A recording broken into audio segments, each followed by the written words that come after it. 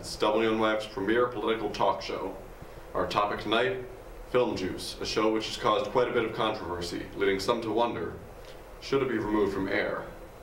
Tonight I'm joined by Congressman Cliff Leary from Virginia and Senator Job Colson from Utah. Thank you, Jim. Happy to be here. Now, before we even get started, I just gotta say, this show's an absolute travesty. I have to agree with the senator on this one. Film Juice is an embarrassment to television and needs to be taken off the air. Just look at the facts, Jim. Film Juice is causing more and more problems every day it's on. I mean, even in the Bible, the holy book itself, it is viewed as a sin. In this book, it says, "And unto the fiery citrus plague, those who fall under its shadow shall not be my children, but let them be called blasphemers under the citrus plague." I mean, it's just facts, Jim. I mean, just look, it's the holy book, and you can't deny it. You can't deny it. Now, Jim, my nephew watched an episode of Film Juice. Next thing you know, Doc's up in my house saying he's got diabetes. Congressman, am I hearing you right? You're saying Film Juice causes diabetes. Now, I don't want to see any liberal media snowflakes start crying or nothing, but that's exactly right, Jim. And it also causes ED. So I'm told. It's quite simply an abomination. And I won't stand for it. What happened to the days where there was good content on television? It's just plain blasphemy, Jim. It's just plain Now you got these two running their mouths on TV, not knowing what the hell they're talking about. Left, right, back and forth, by selling. I'm over it. Film Juice is an embarrassment, not just to television, but to the country and the entire human race. Gentlemen.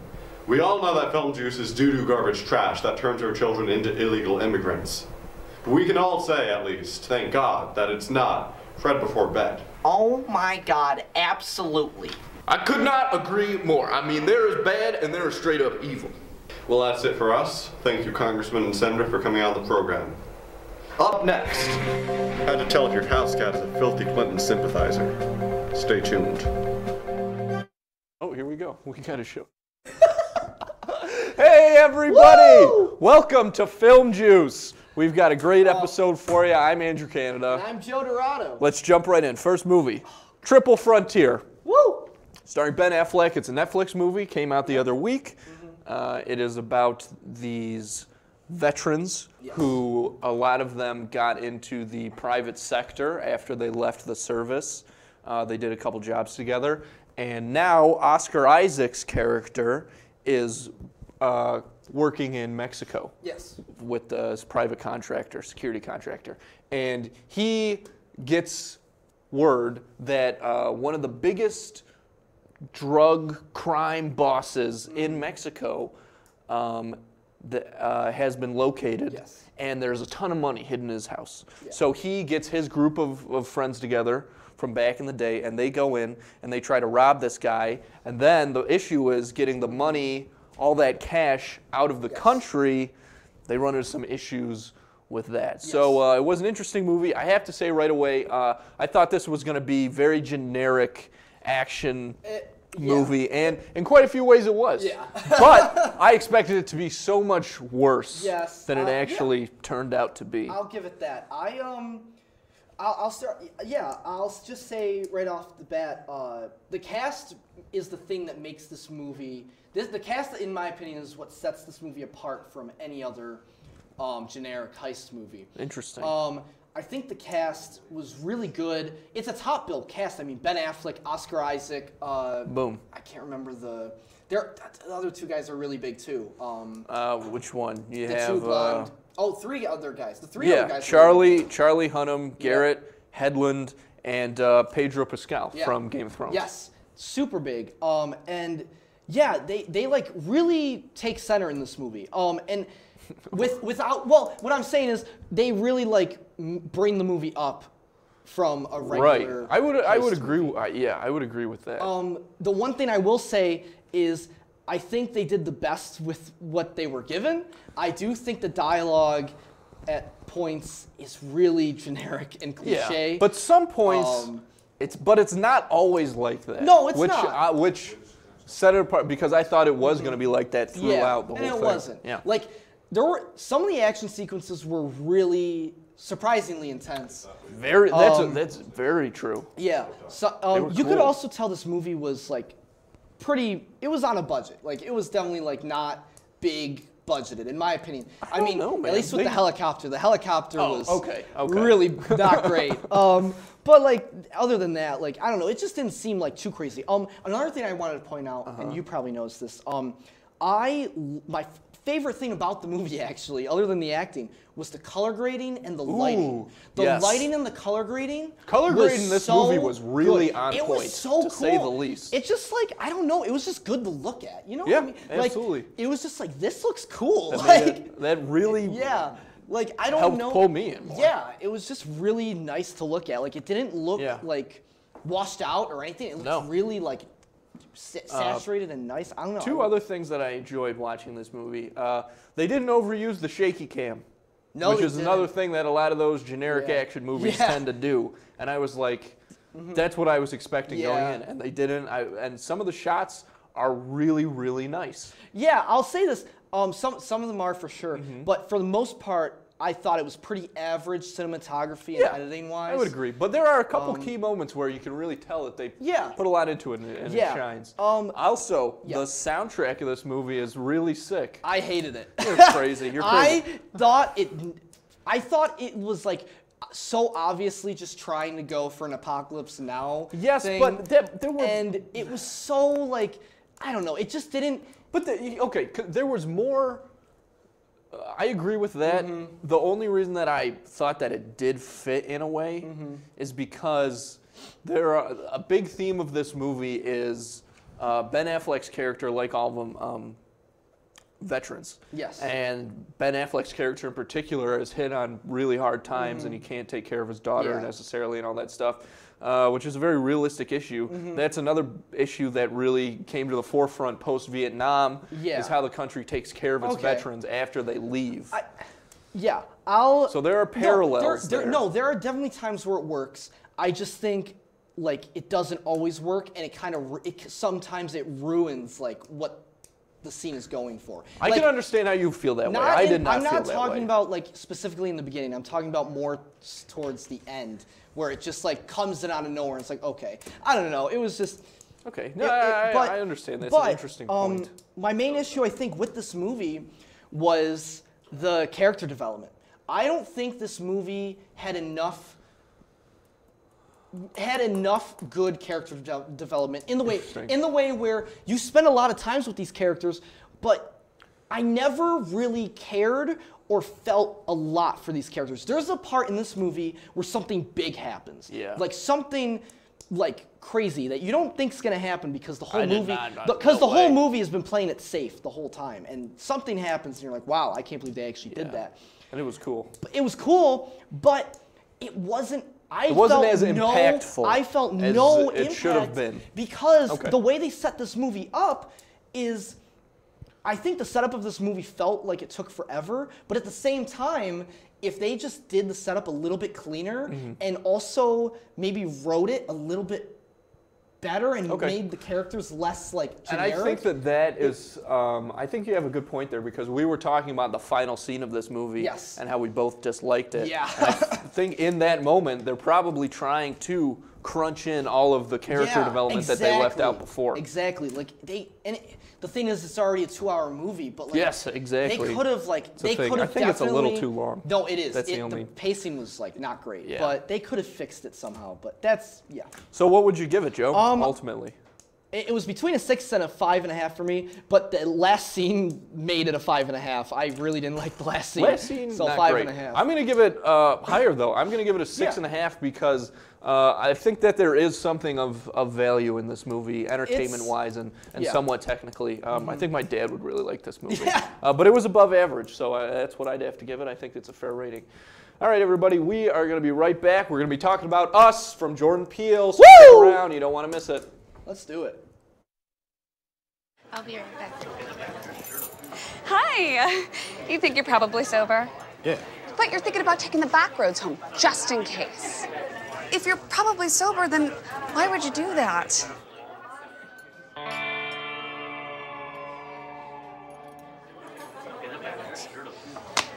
Good choice. Probably okay isn't okay. If you see a warning sign, stop and call a cab, a car, or a friend. That's a full glass of wine. I'll be chatting you later. There are 16 million children struggling with hunger in America. That's 1 in 5 daughters, sons, neighbors, and classmates who don't know where their next meal is coming from. Yet billions of pounds of good food go to waste every year. It's time we do something about it. Feeding America is a nationwide network of food banks that helps provide meals to millions of kids and families in need. Visit feedingamerica.org to help them feed even more. Together, we can solve hunger. Together, we're feeding America. Hamilton was adopted from a rescue in 2008. He really likes to be around people. And as soon as I start to make my breakfast, Hamilton is right there. I get out my mat and I'm doing a downward dog and he's underneath. He's quite the pug about town. He gets invited to a lot of parties. He knows he's a pretty big deal. I mean, look at this little face. How could you not love him?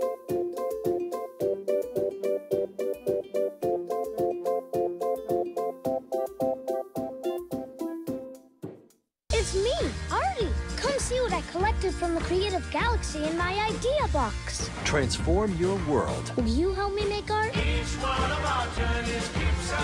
Before you throw it away, Hey, I have an idea.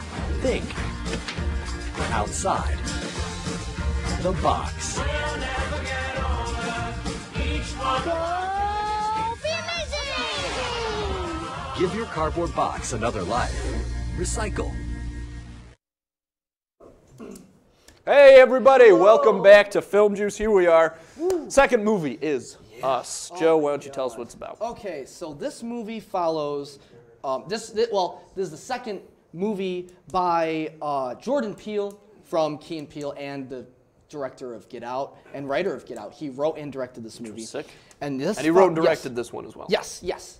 And this movie follows a family who is out on vacation, and basically everything goes right, doesn't it? Yeah, everything goes perfectly. There's no conflict. Yeah, they go on a vacation. That's it. No, they go on vacation, and they suddenly become stalked, and stalked by these people that look just like them. And I can't really get into too much more than that because the trailers purposely don't show you a lot, which I think is perfect. But that's really all you need to know. It is a horror movie, and that's how I describe it. And yeah, let's just get into it. Before I get into this, because I've already told you a few things about like how I feel. I want to hear where you want to start. Okay, let's start off with the horror movie part. Yeah. In the beginning, Jordan Peele tweeted and said that this is a horror movie. Yes. It didn't scare me particularly. Oh, man. All that much. Okay. But it was creepy. Yeah. But it wasn't like a make you scream out loud. Okay. Type of horror movie. I don't see now. You know what I mean? This is the thing. This is the thing with me about that is I don't think I've ever. I think that's an unrealistic expectation for horror movies in general because I've never in my life seen a horror movie and screamed out loud. I don't mean that literally. Yeah, you just mean you didn't. Yeah, you just weren't scared. It was creepy, more. Yeah, not scary. I was scared. This is like the most scared I've been in a movie in a while. Like it's a Quiet Place didn't even scare me like this. Like this movie freaked me out. Like it was super freaky. It was very freaky, and it's in part due to the main character who's played by Lupita Nyong'o. Oh my God! The first thing, I mean, I'm sitting there watching this because, of course, they play the characters that look exactly like them. I don't think that anybody could have done that as well as she did. Because when she is between characters, there was no hint, not even a little hint of the other character in her performance. I completely forgot it was her. Like, you know what I mean? There was not one part where I was like, oh, that's them just playing them. You know what I mean? There wasn't one part, we lost display. There wasn't one part where that happened. Are we still going? I think so. We lost the monitor and the station, everybody, but I think we're good to go. Anyways, but yeah, she was amazing. It reminded me of Dr. Jekyll and Dr. Jekyll and Mr. Hyde. That is the first thing I wrote down is like this is a strange contemporary take on Dr. Jekyll and Mr. Hyde. Also, the music. The music in this movie, I think, is so well done. It's by Michael Abels. Same thing they did in Get Out. Music in that movie was great too. Yeah, and I feel like there are some similarities. At least in I don't know if it's the same guy. I didn't check that out. But the music, anyways. It was amazing, like the way it juxtaposes what's on screen and everything. Cinematography. Great visual storytelling. That's the thing, especially because when you have characters, these others, these doppelgangers, are the ones you've seen in the posters and trailers wearing red. They don't speak for the most part, except Lupita Nyong'o's alternate. Yeah.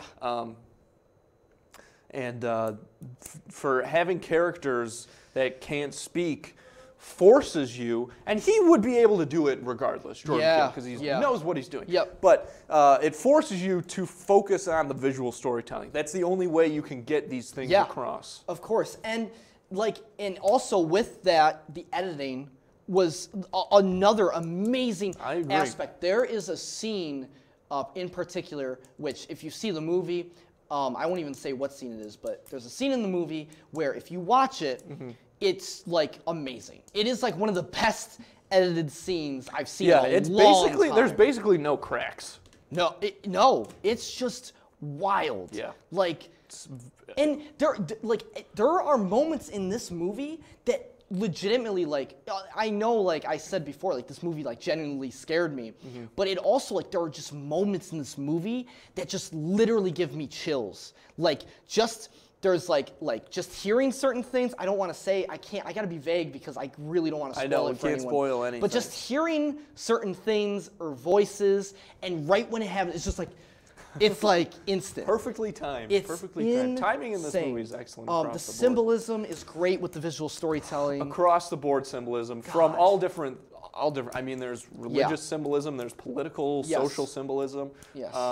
It's interesting. The thing that we definitely should say, I guess at this point, is there is so much in this movie that it's impossible to talk about, and it's impossible to catch all in one time. Yeah. I mean, I think just since this movie has come out, we've had so many conversations, you and I, and then with other people, about all the different things in this movie and possible theories and things like that. And I think that people are going to keep doing that for years on this one. And I think it's because it's very, there's multiple things that, multiple metaphors that can mean different, there are multiple things that can mean different things, or multiple things. And there's just so much to dissect and unpack, and it's just very deep, and it purposely doesn't give you all of the answers, and that is perfect. Excellent. And a lot of people that I've seen review this movie don't like that, and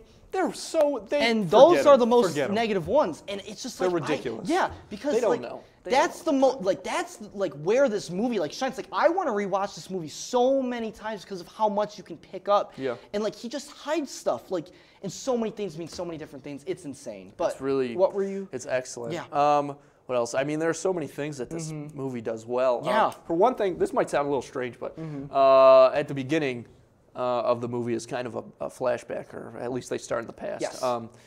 And there's a lot from the child's perspective, and I've never seen a child's point of view shot that way. Yeah, it was really cool, actually. I mean, I didn't even pick that up. Absolutely nails it. Yeah. And my favorite part about Get Out was the blocking, and this again does it super well. Oh my God, there's so many scenes where, dude, it's insane. I really wish there was more I could talk about. And the last thing I want to say is, the thing about this movie was it reminded me of Blade Runner 2049 in the way where when I got out of it, I immediately wanted to talk about it and see it again. Not that it was in any way the same type of movie, but it just gave me that feeling where it's it's an experience. I agree. It was insane. But anyways, what would you rate this movie? I'm going to give this movie an 8.5. Maybe it deserves a little higher. Okay. But I think from every aspect of filmmaking, this movie is exceptional. I did feel personally that there was a little left to be wanted from an entertainment value. I know that might sound crazy, but that's how I feel. Okay. I'm going to give this movie a 10. I thought this movie was perfect. I literally love this movie so much. Like, there's so much to talk about, and everyone was amazing in it, the whole cast. Yeah. Everyone about it, like everyone, even the kids, everyone was amazing. I wish I could talk more about it, but that's all I can say. 10 out of 10 for me. Please go see it. Yeah, definitely should. Everybody, we are going to be back for our throwback on the waterfront. Marlon Brando, you do not want to miss that. So we'll see you then.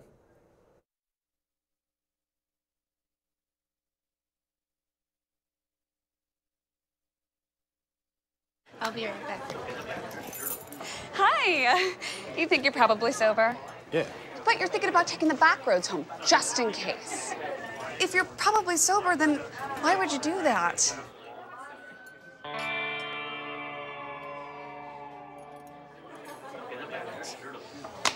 Good choice.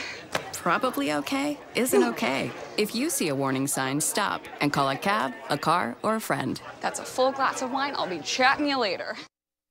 There are 16 million children struggling with hunger in America. That's 1 in 5 daughters, sons, neighbors, and classmates who don't know where their next meal is coming from. Yet billions of pounds of good food go to waste every year. It's time we do something about it. Feeding America is a nationwide network of food banks that helps provide meals to millions of kids and families in need. Visit feedingamerica.org to help them feed even more. Together, we can solve hunger. Together, we're feeding America. Hamilton was adopted from a rescue in 2008. He really likes to be around people. And as soon as I start to make my breakfast, Hamilton is right there. I get out my mat and I'm doing a downward dog and he's underneath. He's quite the pug about town. He gets invited to a lot of parties. He knows he's a pretty big deal. I mean, look at this little face. How could you not love him?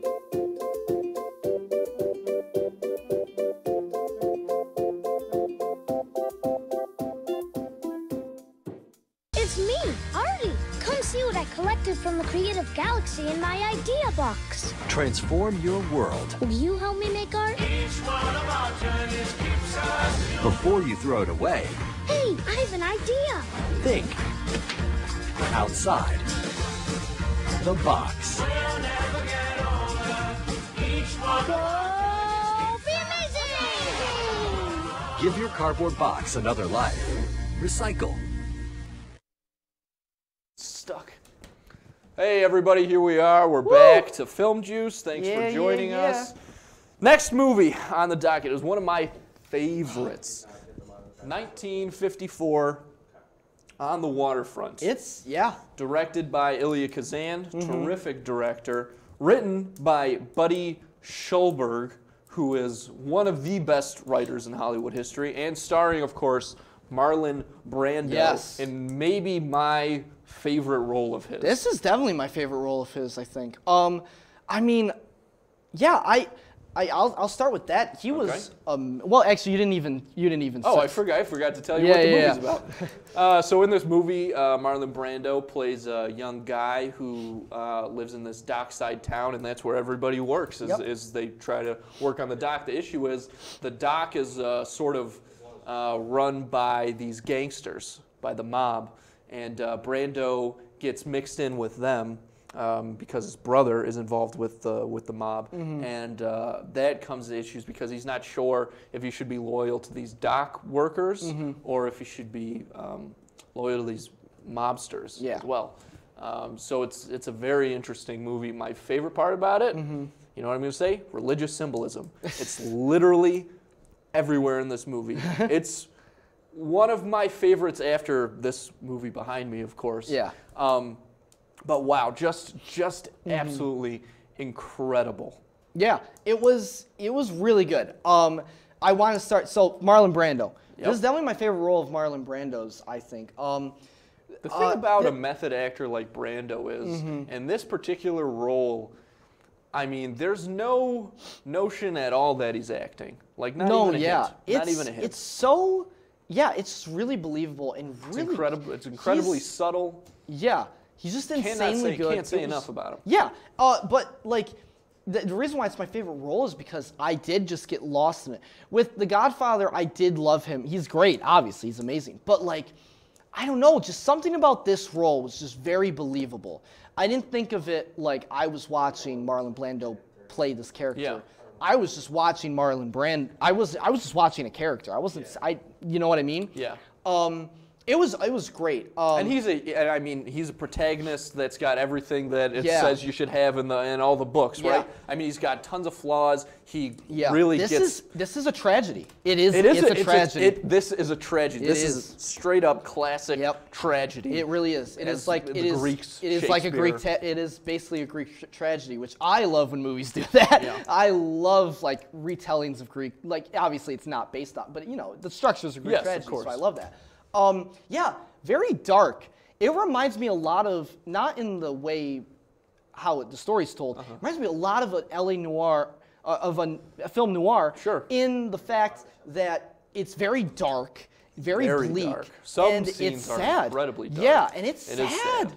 Oh my It is God. sad. But in the best way. It's I don't so know. emotional. Oh my God. From the just about from the moment this movie starts, you're in, the right? feel. And you're so connected. Well, actually, okay. So I love this movie. I was gonna bring this up a little later, but there's one flaw I had with this movie, and the one flaw I had with this movie was I felt the pacing in the beginning. It took me a while to get. It took me longer than I would have liked to get into it, in the way that I wasn't immediately grabbed from the first act. The first act was slow. And it had a lot of build-up, and it paid off, which I was happy about. But I just think it could have been a little tighter in ways. It was still great. I guess so. I think it paid off. But the first act, I don't know. I was finding it really hard to stay in with what was going on. Nothing really, the first thing that happens is really compelling, and then after that, it's there's a little bit of setup that kind of just goes nowhere for me. Okay, well, but like you said, the movie makes up for it. Oh yeah. And I feel like it wouldn't be as emotional, I guess, if it didn't take that time. Yeah. I mean, it is a little slow. Yeah. But if they didn't take that time to really just painstakingly tell you about these characters and show you these characters. It really hurts. More. There were times where I was getting emotional and I was like, oh, I didn't expect this to happen. I was like, oh, this is happening. Okay. The other thing about this movie is supposedly the script is immaculately written. Oh, God. It's supposed to be the dialogue is amazing. Not just that, but if you are actually looking at it, if you have a physical copy in front of you, the way that it's written, the actions it's and super everything, specific. the structures and stuff. Wow. It's supposed to be. It's supposed to be like this movie and Chinatown, the two best scripts that you can read. Wow. And this is right. This is supposedly right up there with that. That's crazy. And you can, of course, see it in the it's dialogue. Oh but, my God! I mean, just to be able to get it's your so hands realistic. on this. Yeah. It's so realistic. And I loved the music in this movie. Oh, I loved the score in this movie. It was beautiful. Yeah. And it was so epic and immaculate. there were so many times. That's the thing is where the music starts and it's going. I don't know. It makes some That's scenes. the thing. Maybe based on just my little description there, it doesn't sound necessarily epic. Yeah. But you get that feeling throughout the whole thing. God. It sounds and a big part of that. There are scenes, dialogue scenes that are amazing. The whole thing with Contender, I could have been a contender. That famous line that's from this movie. Yeah, that was amazing. Yeah. It was insane. All right, Joe, what do you want to rate this movie? I'm gonna give it a 9. Okay, I'm just because of the pacing it was. I mean, a 9's still really good. I know, but this movie is a 10 out of 10 for me across the board. This is a classic. Yeah. It's good. No I'm very glad doubt I watched it. It has a lot of similarities to Romeo and Juliet in the way, which the chemistry between the two main characters, amazing. Yeah. That was amazing. That was my favorite part of the movie, was their whole That's excellent. thing. But yeah. Yeah. Well, everybody, that's going to wrap us up for another episode of Film Juice. Woo! We're going to be back next week talking about Dumbo. Yeah. And a couple of other movies. Yeah. So you don't want to miss that. And we will see you next time at the movies. Take care.